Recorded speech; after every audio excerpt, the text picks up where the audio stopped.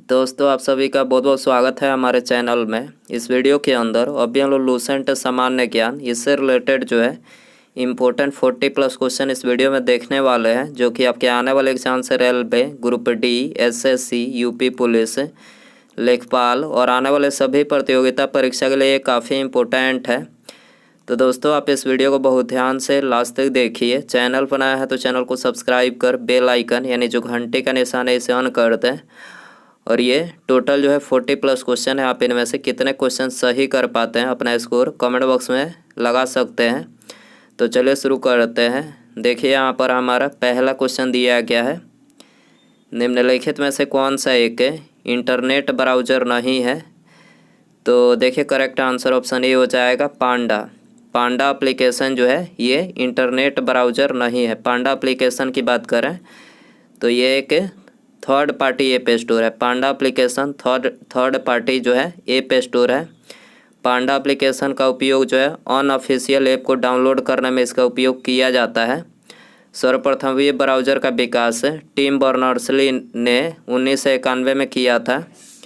अभी वर्तमान में कुछ प्रचलित वेब ब्राउज़र यहाँ पर हमने लिखे हैं। पहला है इंटरनेट एक्सप्लोरर, यह माइक्रोसॉफ्ट कॉरपोरेशन द्वारा विकसित वेब ब्राउज़र है। दूसरा है मोजिला फायरफॉक्स, इस वेब ब्राउज़र का प्रयोग विंडोज, लाइनक्स आदि ऑपरेटिंग सिस्टम में किया जा सकता है। तीसरा है ओपेरा। ओपेरा जो है यह मोबाइल फ़ोन तथा पीडीएफ में प्रयोग किया जाने वाला लोकप्रिय वेब ब्राउज़र है। चौथा है एप्पल सफारी। एप्पल सफारी इसका प्रयोग जो है आईफोन तथा आईपैड के लिए किया जाता है। और पांचवा जो है गूगल क्रोम। ये कुछ फेमस मतलब प्रचलित वेब ब्राउज़र है जो यहाँ से एग्ज़ाम में क्वेश्चन पूछे ही जाते हैं, आपको पता होना चाहिए। क्वेश्चन नंबर 2 है, टॉर्च, सर्च लाइट और वाहन की हेडलाइटों में प्रकाश का शक्तिशाली समानांतर किरण पुंज उत्पन्न करने के लिए समानांतर किस प्रकार के दर्पण का उपयोग किया जाता है। तो देखिए, इसमें जो है ये अवतल दर्पण का उपयोग किया जाता है। टॉर्च, सर्च लाइट, वाहन की हेडलाइटों में प्रकाश का शक्तिशाली समानांतर किरण पुंज उत्पन्न करने के लिए समानांतर किस प्रकार के दर्पणों का उपयोग किया जाता है। तो अवतल दर्पणों का जो है उपयोग किया जाता है। इसके अलावा अवतल दर्पणों का उपयोग जहाँ जहाँ किया जाता है वो यहाँ पर हमने लिखे हैं। पहला दिया गया है, सौर भट्टियों में सूर्य के प्रकाश को केंद्रित करने में अवतल दर्पण का उपयोग किया जाता है। हजामत बनाने में जो है हजामत बनाने वाले दर्पण के रूप में इसका उपयोग किया जाता है। दांत विशेषज्ञ, आँख, कान एवं नाक विशेषज्ञ द्वारा जो है अवतल दर्पण का उपयोग किया जाता है। टॉर्च, सर्च लाइट में वाहनों के अग्रद्वीपों में परवलयाकार अवतल दर्पण का उपयोग किया जाता है। परावर्तक दूरबीन में जो है अवतल दर्पण का उपयोग किया जाता है। क्वेश्चन नंबर 3 है, भारत के प्रथम स्वदेशी उपग्रह प्रक्षेपण यान का नाम बताइए। भारत के प्रथम स्वदेशी उपग्रह प्रक्षेपण यान का नाम बताइए। तो देखिए, इस यान का नाम है SLV-3।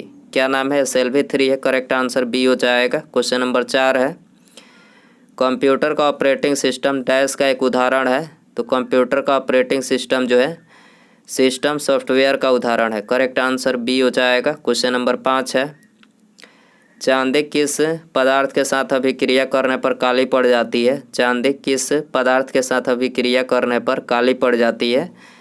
तो ये गंधक के साथ अभिक्रिया करने पर काली पड़ जाती है। ऑप्शन डी करेक्ट हो जाएगा। क्वेश्चन नंबर 6 है, निम्नलिखित में से कौन से गुणसूत्र लड़की के जन्म के कारक होते हैं। तो लड़की के लिए जो है XX गुणसूत्र उत्तरदायी होता है, ठीक है। जबकि लड़का की बात करें तो लड़के के लिए जो गुणसूत्र उत्तरदायी होता है वो होता है XY, ठीक है। और लिंग निर्धारण किस पर निर्भर करता है। तो पुरुषों के गुणसूत्र पर, ठीक है। पुरुषों के गुणसूत्र पर जो है लिंग निर्धारण निर्भर करता है। मानव जाति में 23 जोड़ी अर्थात 46 गुणसूत्र होते हैं। आपको पता होना चाहिए, मानव जाति में 23 जोड़ी में 23 होते हैं और इस तरह से 46 गुणसूत्र होते हैं। निम्नलिखित में से कौन सा एक कंप्यूटर का आंतरिक हिस्सा नहीं है। कौन सा एक कंप्यूटर का आंतरिक हिस्सा नहीं है। तो करेक्ट आंसर ऑप्शन डी हो जाएगा। फ्लैश ड्राइव जो है कंप्यूटर का आंतरिक हिस्सा नहीं है। बाकी ये तीनों जो है आंतरिक हिस्सा है, रैम, मदरबोर्ड और वीडियो कार्ड, तीनों क्या है? कंप्यूटर के आंतरिक हिस्सा है। पशुओं के इनमें से किस फाइलम में उनके पैर जुड़े होते हैं? पशुओं के इनमें से किस फाइलम में उनके पैर जुड़े होते हैं?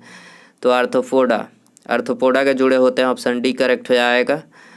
चंद्रमा के लिए भारत के पहले अंतरिक्ष यान मिशन चंद्रयान फर्स्ट को डैश द्वारा सफलतापूर्वक प्रक्षेपित किया गया था। तो चंद्रयान फर्स्ट को किसके द्वारा सफलतापूर्वक प्रक्षेपित किया गया था? PSLV C11 के द्वारा। याद रखना है, PSLV C11 के द्वारा चंद्रमा के लिए भारत के पहले अंतरिक्ष यान चंद्रयान फर्स्ट को प्रक्षेपित किया गया था। करेक्ट आंसर ये हो जाएगा। क्वेश्चन नंबर 10 है, इनमें से कौन सा एक ताम्र अयस्क है? तो करेक्ट आंसर सी हो जाएगा, मैलाकाइट। मैलाकाइट जो है एक ताम्र अयस्क है।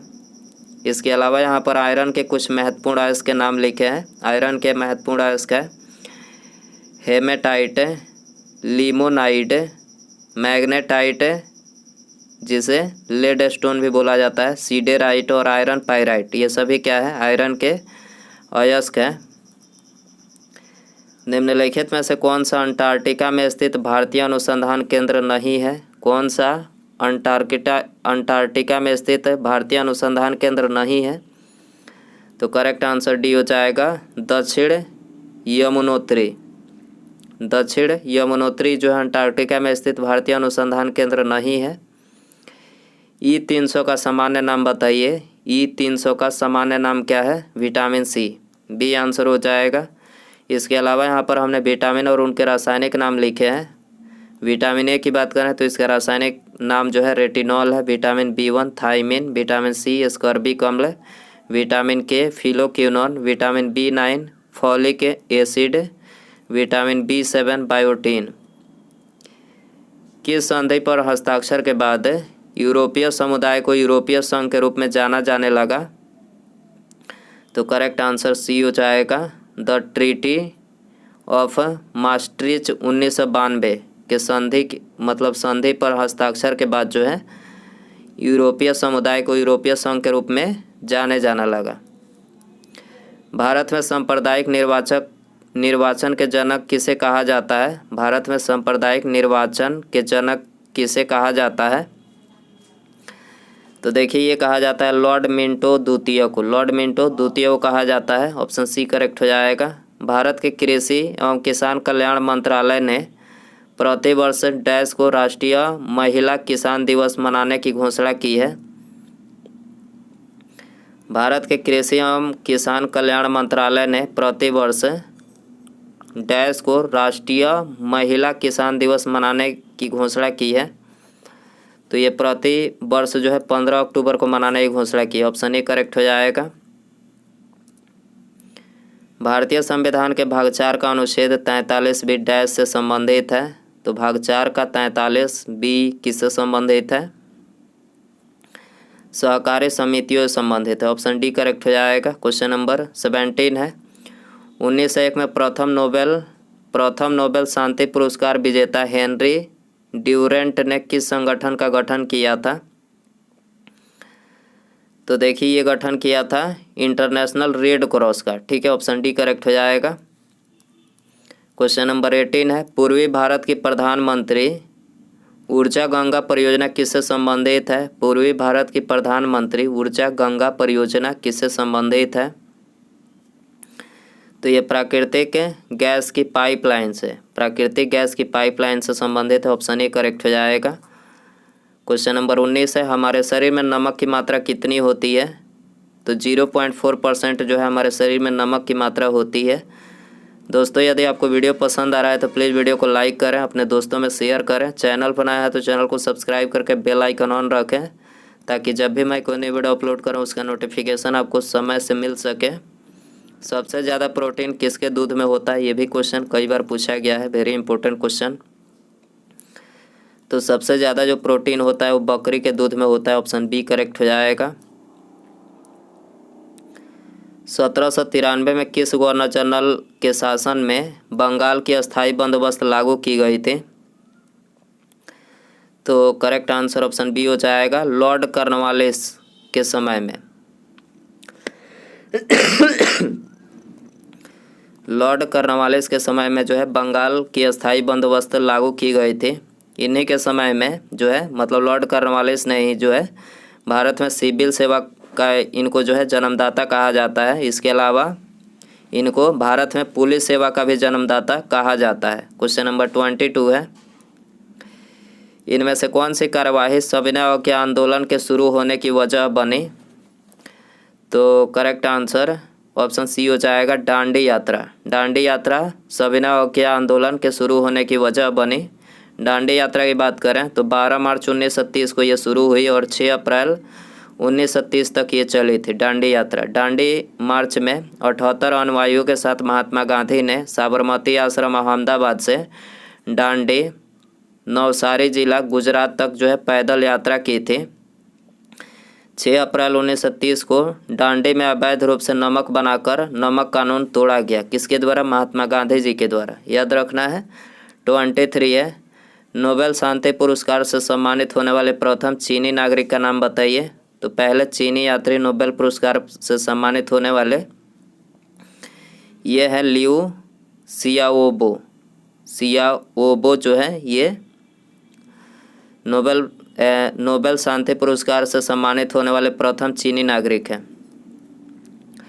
मणिपुरी शास्त्रीय नृत्य में प्रायः भगवान डैश के कथा प्रसंगों का चित्रण होता है।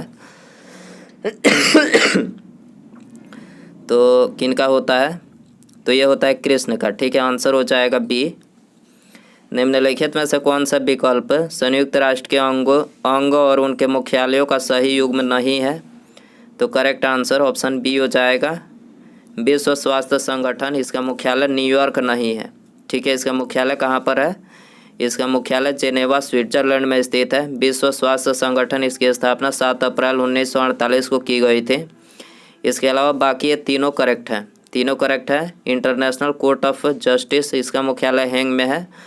अंतर्राष्ट्रीय राष्ट्र शैक्षणिक और विज्ञान एवं संस्कृति संगठन इसका मुख्यालय पेरिस में है।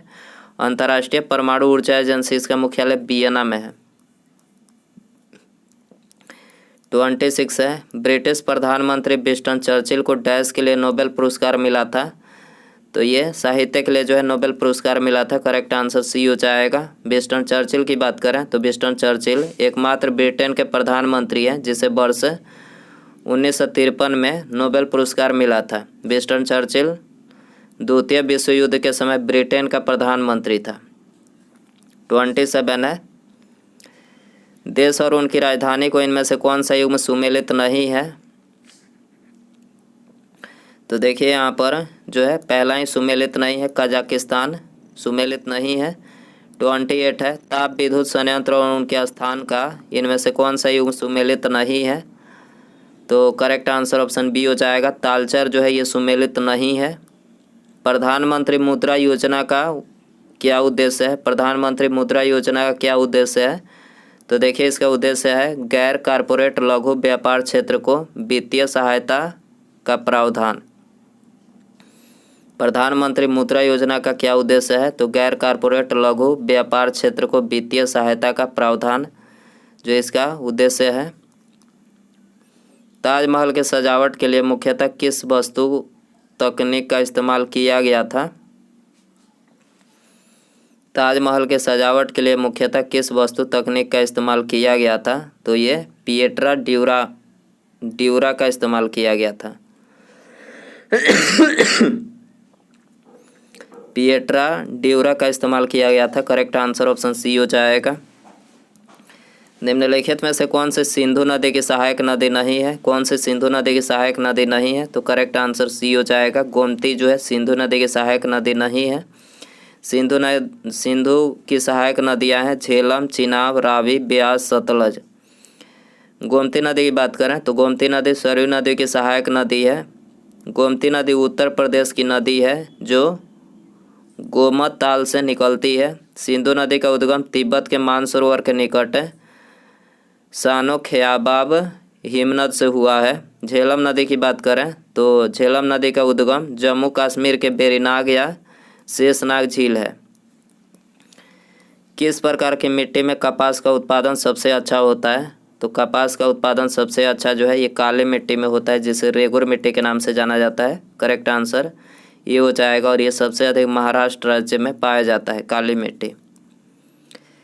निम्नलिखित में से किसने संवाद कौमुदी अखबार की शुरुआत की? संवाद कौमुदी अखबार की शुरुआत राजा राम मोहन राय ने किया था। ठीक है, आंसर हो जाएगा डी। असहयोग आंदोलन के दौरान गांधी जी ने किस सम्मान को लौटाया था? केसरे हिंद को लौटाया था। ठीक है, केसरे हिंद को ऑप्शन ए करेक्ट हो जाएगा। भटकल बंदरगाह कहाँ स्थित है? भटकल बंदरगाह कहाँ स्थित है? तो देखिए ये स्थित है कर्नाटक में। आंसर हो जाएगा बी। भारत में सर्वाधिक जैव विविधता किस घाटी में पाई जाती है? तो सर्वाधिक जैव विविधता जो है ये पाई जाती है शांत घाटी में। और आंसर हो